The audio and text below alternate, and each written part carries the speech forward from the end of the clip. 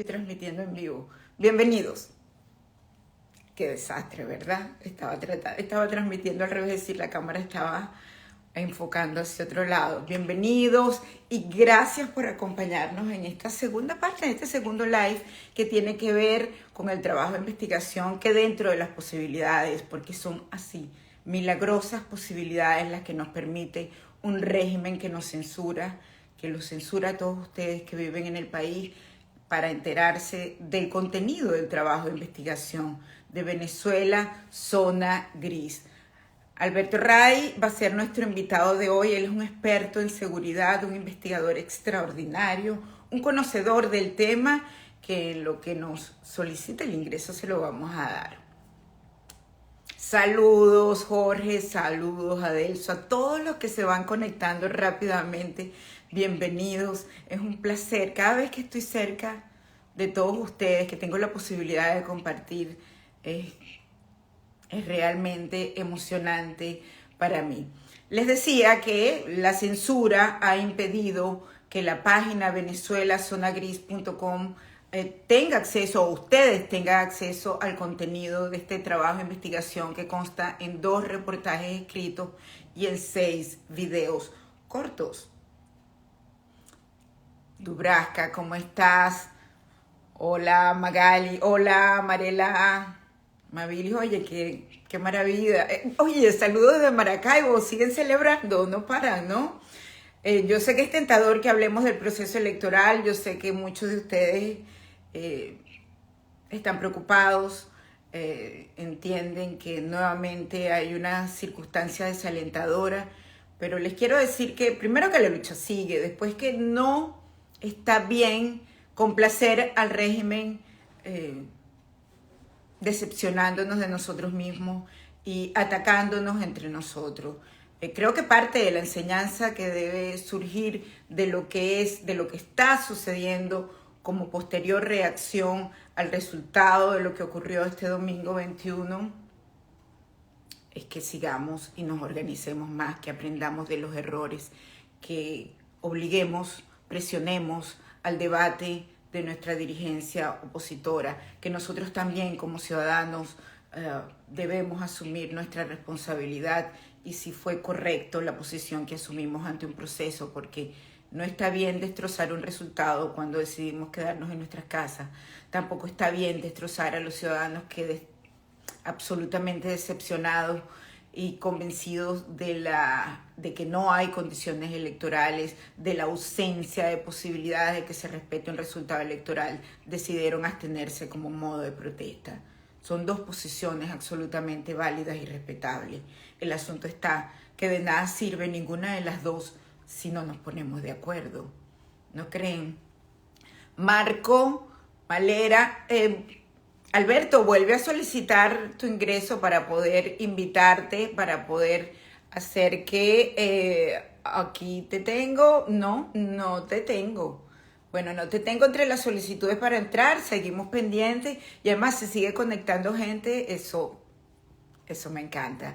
Alida dice que sí votó con mucho desánimo, pero el Zulia ganó, por ejemplo. Es decir, yo creo que un Estado tan maltratado como el resto del país, pero permanentemente, sí, me dicen que recuerde el acceso, pero es que no lo veo, no está entre quienes me están solicitando para entrar, por lo menos no está en pantalla, no está, Alberto, sí, te tengo. No está. Sigo pendiente. Y mientras tanto seguimos comentando porque sé que ustedes tienen muchísimas ganas de descargar, ¿no? Así andamos todos. Saben que parte de lo que estaba, luego de los resultados, por supuesto, pero lo que estaba debatiendo con los amigos, con la gente, sobre la inquietud de que viene ahora, bueno, yo soy tal vez una optimista redomada que desearía que sobre esto realmente termine surgiendo un liderazgo alterno que complemente el trabajo de muchos que también han venido buscando en la calle, aun cuando ustedes no lo vean, ¿no? Aun cuando ustedes no lo sientan, aun cuando particularmente reclamen lo que han considerado el fracaso de no haber podido salir de esta dictadura. Sigo sin poder recibir la solicitud de Alberto. Hay un gentío que quiere entrar y me encantaría que todos pudieran hacerlo para compartir, pero vamos a tratar de que nuestro invitado, primero que nadie, pues me escriba y diga con la señal de costumbre que quiere ingresar a esta conversación. No está. Alberto no está aún como solicitud para entrar. Sí, todos están viendo y todos están entrando y vamos a seguir conversando. No está bien seguirnos agrediendo, no está bien tirar la toalla. Eso me parece que es parte de una entrega que es injusta con la lucha que se ha venido librando durante estos 22 años. Parte del objetivo de esta investigación, les voy contando de lo que es el trabajo de Zona Gris, era revelar el diagnóstico de lo que está ocurriendo en Venezuela y cómo tal vez ante el incorrecto diagnóstico nos hemos mantenido en una incorrecta estrategia, realmente equivocando el ingreso. Te estoy aceptando, Alberto. Ahora sí. Hola, ¿Viste? No aparecías. ¿cómo estás? No, es que nada, estas no son a pesar de todo, estas conexiones en live no son de mi experticia, Bueno, pero aquí estoy. ahí vamos, bienvenido. Gracias, ¿cómo estás? Inevitablemente reflexionando sobre el resultado del proceso electoral, por llamarlo de alguna manera, que ocurrió el 21 de noviembre, este domingo pasado, y les decía que por momentos sentía que era el momento, era justamente lo que debe expresarse, tal vez una circunstancia que para muchos es infeliz, pero que puede voltearse si continuamos procurando el diagnóstico correcto de lo que ocurre en Venezuela y de ahí en adelante hacer las correcciones, no solo en la política, sino también nosotros como ciudadanos. Alberto Ray, quien está aquí con nosotros, experto en investigación de seguridad. Alberto, di tú el think tank al que pertenece, que yo siempre lo digo mal. Sí, sí, gracias, Gise, por la oportunidad y por hablar de estos temas en otra dimensión, porque yo creo que tú has dicho lo correcto. Tenemos que empezar por el diagnóstico. Solucionar el problema, vamos a decir, venezolano, llegarle a una solución de alguna forma, requiere en primer lugar el diagnóstico adecuado, luego requiere identificar cuáles son los objetivos que queremos alcanzar y a partir de allí definir una estrategia. O sea, son tres ingredientes: diagnóstico, objetivos y estrategia. Y creo que es ahora que estamos haciendo el diagnóstico. Fíjate, todavía falta fijar objetivos y después definir una estrategia. Así Yo, es. yo dirijo Pues un a un centro enfermo no lo puedes curar sin diagnóstico porque no sabes qué tiene. Lo único Así que es. tal vez sea que está enfermo, es decir, que Sí. tiene unos síntomas de insanidad. Pero, ¿realmente Venezuela tiene el diagnóstico correcto? Sí, bueno, mira, para tomar lo que me preguntaste al principio, yo dirijo un centro de análisis e investigación y pensamiento que se llama The Risk Awareness Council, que sus siglas, el acrónimo ¿Ven de qué las difícil siglas, de decir? es difícil, es difícil. Por eso es que le pusimos un acrónimo que es TRAC, TRAC, que son las siglas de Risk Awareness Council.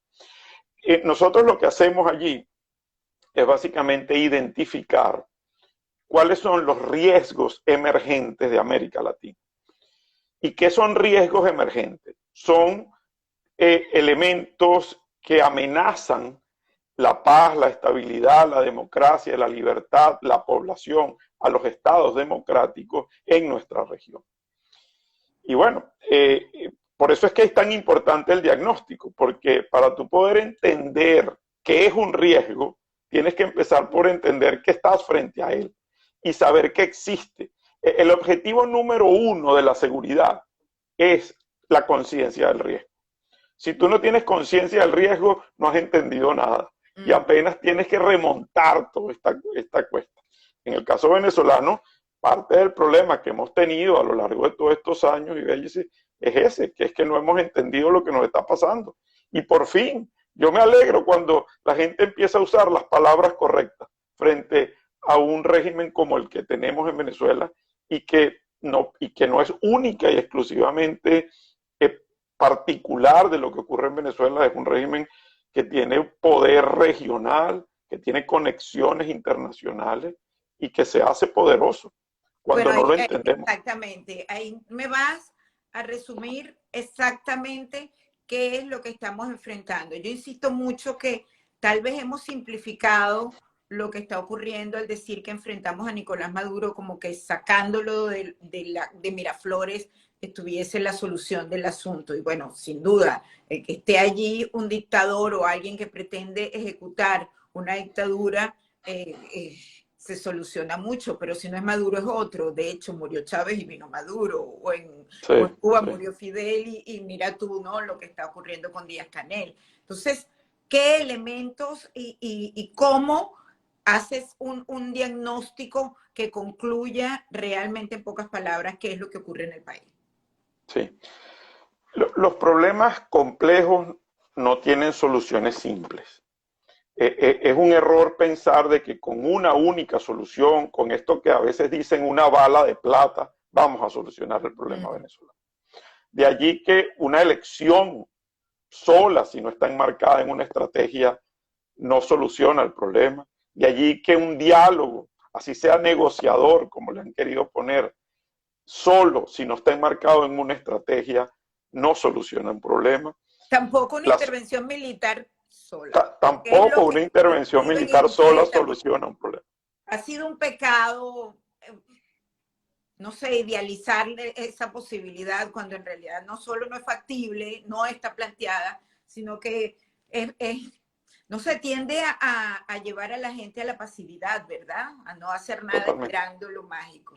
Continúa, sí, por favor. Sí. Bueno, esas eran las soluciones, bueno, de las últimas 3 décadas del siglo pasado, donde, y los resultados fueron terribles, ¿no?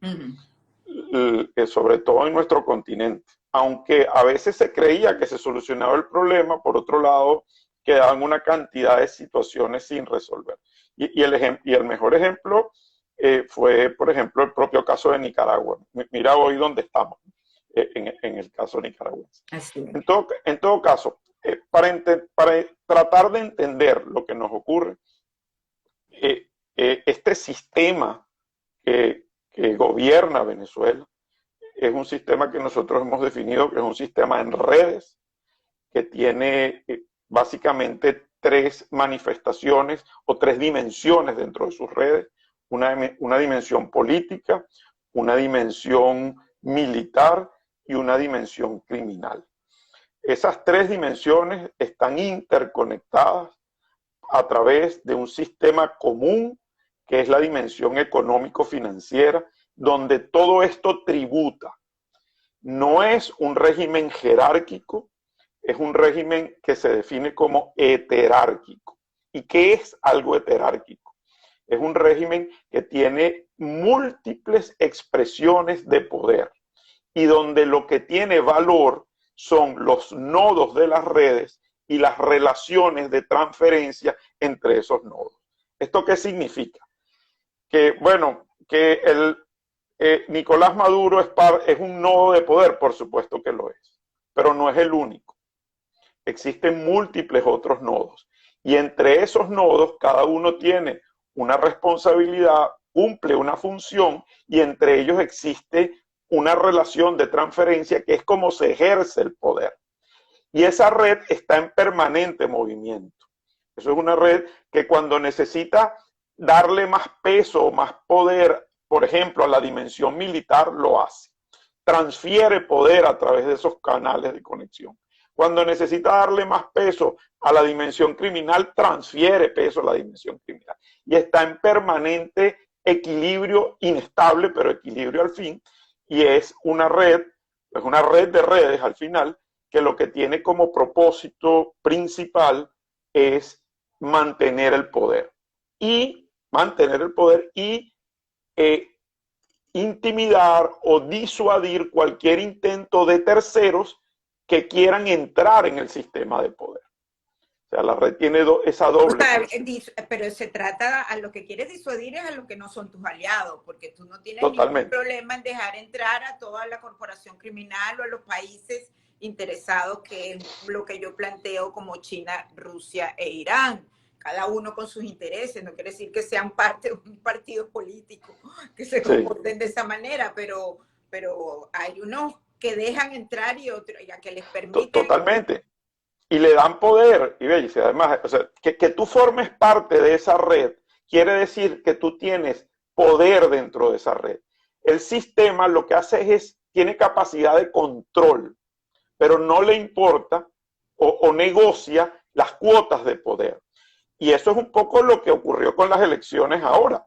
En estas elecciones, en esta red de redes, incorporan una dimensión que vamos a llamar opositora de la red. Claro. Esa dimensión opositora se le otorga una cuota de poder, pero ese poder está supeditado al control de quienes dirigen este sistema.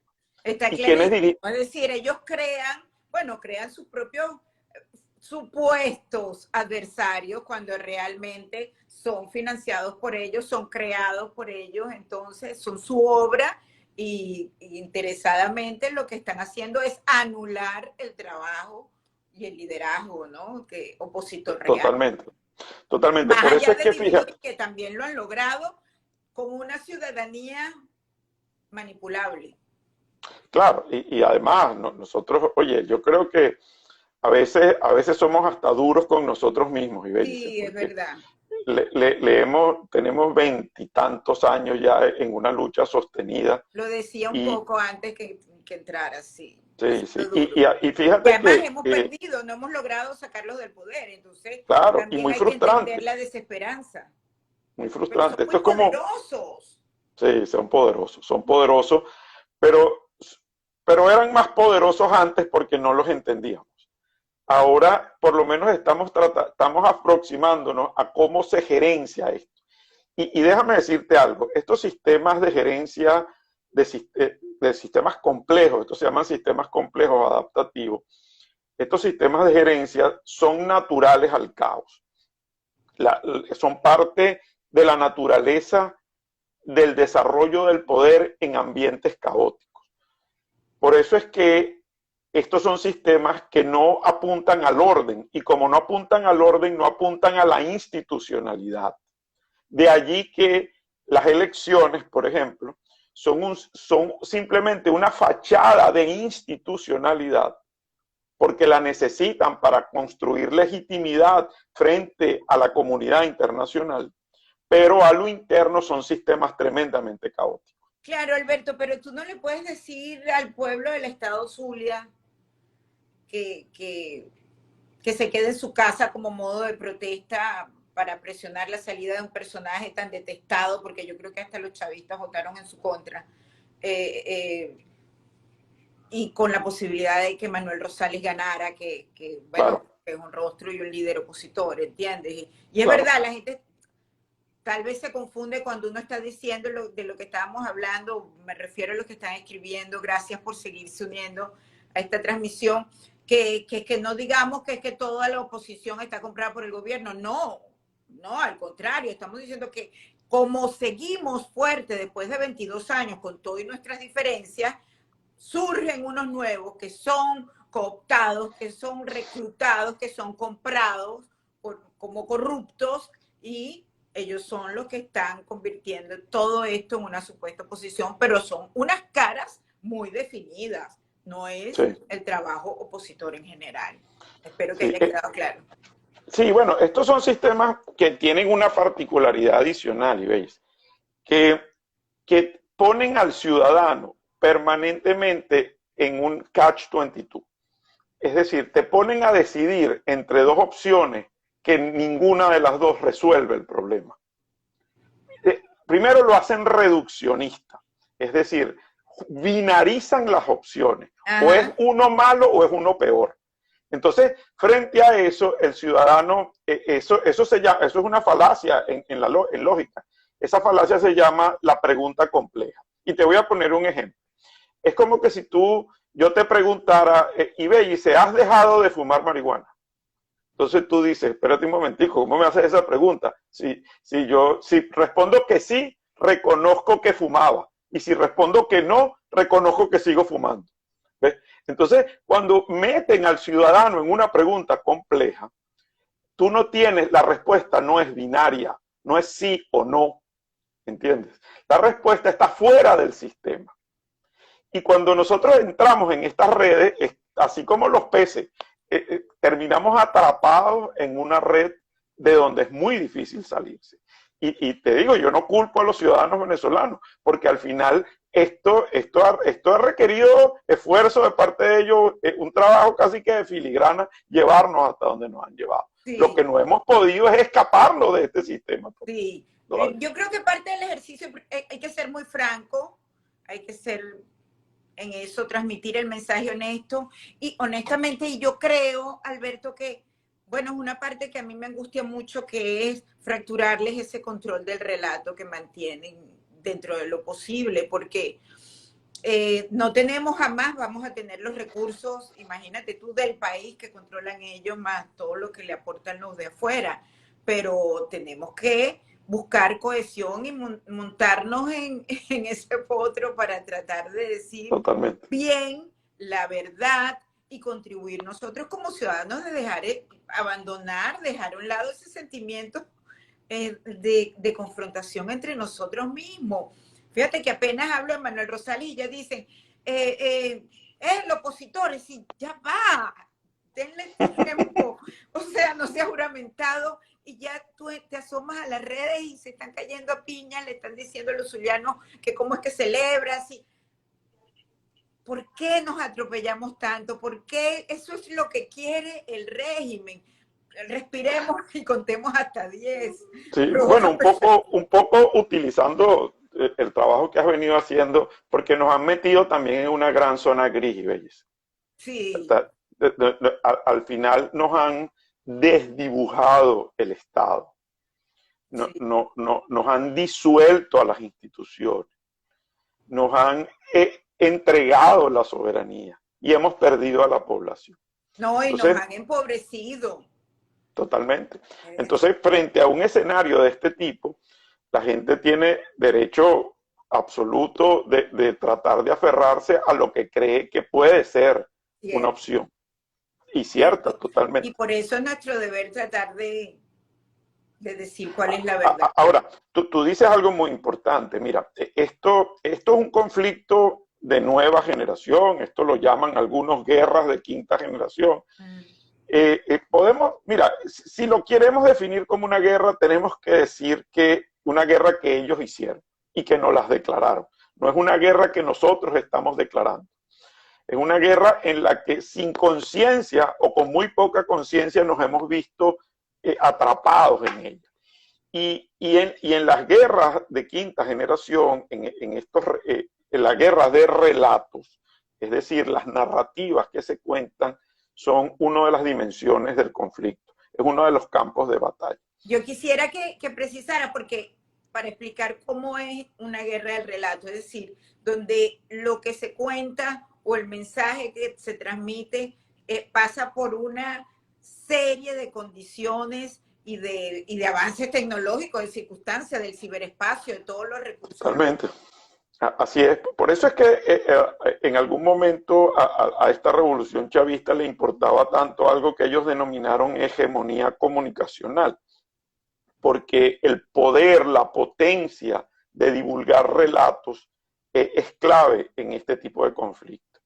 ¿Y por qué te lo digo? Porque fíjate, voy a tratar de hacer una analogía. Tú construyes una narrativa, tú construyes un sistema de relatos como una araña construye su telaraña. tú fijas unos puntos que son unos hechos indiscutibles y que pertenecen a la realidad, y a partir de esos puntos, 5, 6, 7 puntos, tú empiezas a tejer tu red. Toda la red es absolutamente virtual. La red es todo lo que no existe, mientras que lo único que existe son 4 o 5 puntos que sirven de referencia a tu relato. Es decir, que haya las elecciones son un mecanismo de legitimación frente al régimen. Bueno, ese es un punto con que ellos utilizan para fijar en la pared. ¿Ves? Y ahí empiezan a tejer su telaraña. Que haya ganado la oposición, ese es otro punto de la red. Oye, nadie puede negar que Manuel Rosales es de la oposición. Así tenga un juego por detrás, así negocie, lo que tú quieras. Pero para ellos pueden decir, mira, pero es que él es uno de los líderes de uno de los principales partidos de oposición. ¿Tú ves? Entonces, yo lo utilizo como otro punto de anclaje en mi narrativa. Yo invité a la Unión Europea, al país, para que observara. ¿Quién puede decir que la Unión Europea no va a observar las elecciones? Al final, lo que diga la Unión Europea es lo que poco importa para ellos, importa probablemente para la comunidad internacional. Pero ese es otro punto de anclaje. Entonces, tú vas tejiendo, a partir de estos hechos que son de la realidad, tú vas tejiendo una narrativa que la pones a favor tuyo. Tú empiezas a contar la historia desde tu ángulo. Y como dice este dicho famosísimo, que los relatos los cuentan los vencedores. Cuando ellos se venden como vencedores, entonces ellos modifican el relato en función de sus propias conveniencias. ¿Qué nos ha pasado del otro lado? Nosotros no hemos podido construir un relato de la victoria. No hemos podido convencer a través de nuestros relatos. Y ahí estamos perdiendo.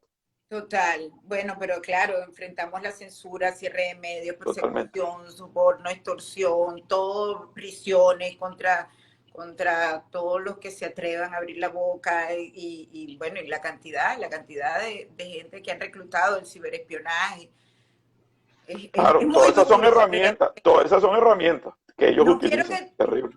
que acabe esta conversación sin que evalúes la expansión de la zona gris hacia Colombia, sobre todo después de un resultado. Por eso yo quiero sopesar y llamar a la reflexión sobre la importancia de que no se haya mantenido el chavismo como tal en el estado Zulia, que es fronterizo con Colombia. No así ha ocurrido con el Táchira, donde lo que se fue reportando del proceso electoral es que incluso el ELN llegó al descaro de tomar centros de votación y que estaban en peligro de que fuesen derrotados en tanto Freddy Bernal y los cerró, los tomó y los cerró porque iban a votar opositores. Es decir, el triunfo de Freddy Bernal es el triunfo del ELN y en general de la guerrilla colombiana, y esto es muy peligroso y esto es parte de lo que venimos explicando como la zona gris, donde las fronteras son difusas, no son las planteadas por los estados, sino son las planteadas por el crimen organizado.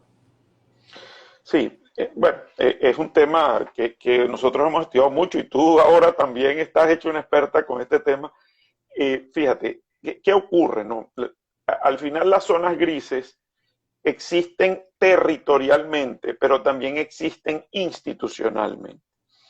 Es decir, hay una dimensión territorial de la zona gris donde tú desdibujas, como tú bien dices, las fronteras, y entonces conviertes esto en un espacio común donde reina un sistema de control y de orden distinto al que el Estado impone. El modelo digamos, de control social que opera en las zonas grises es un modelo que nosotros hemos definido como de paz criminal. Y es un modelo que se impone a través de la fuerza, básicamente, a través de la extorsión, a través de la intimidación. Entonces, y ese es el modelo de las guerrillas armadas, de los grupos armados irregulares. ¿Por qué funciona expansivamente? Porque, bueno, porque todos conocemos la historia de Colombia y todos conocemos lo vulnerable que ha sido el territorio colombiano y lo vulnerada que ha sido su institucionalidad en determinadas áreas del territorio. Entonces, ahora, esto es un modelo que interconecta a esta zona gris que se construye en Venezuela con ya estas zonas grises que existían en Colombia. Y entonces, al final, se va como alineando todo esto a través de un propósito común, que al final son los negocios criminales, el tráfico de drogas, el tráfico de todo lo que sabemos. Entonces, por eso es que no es que Venezuela... Y la ley del delito. Totalmente, la ley del delito. Y no es que va a ir el ejército venezolano a meterse dentro del territorio colombiano en una invasión, como tú señalabas hace un rato, tradicional. No, esto es un proceso de disolución de los estados, donde tú construyes como un tercer gran espacio, donde todo es posible, pero que y donde operan estas redes que traté de definir hace un ratico, pero que al final son controladas por estos actores criminales. ¿Ves? Entonces, es terrible esto que estamos diciendo, Claro, porque ¿cómo se detiene esto? ¿No? Que ese es el gran reto. Esa era la pregunta para cerrar. ¿Cómo se detiene esto, Alberto? Sí, sí. Mira, fíjate, estas cosas no se detienen con una sola acción, como te lo dije hace un ratito. Esto requiere, primero, de entenderlo, quienes conforman estos sistemas de redes, por qué les interesa en determinadas áreas transformar espacios e instituciones en zonas grises, y a partir de allí identificar quiénes son estos nodos y estas relaciones de transferencia entre los nodos para poder desarticularlos. Eso requiere un nivel de inteligencia importante.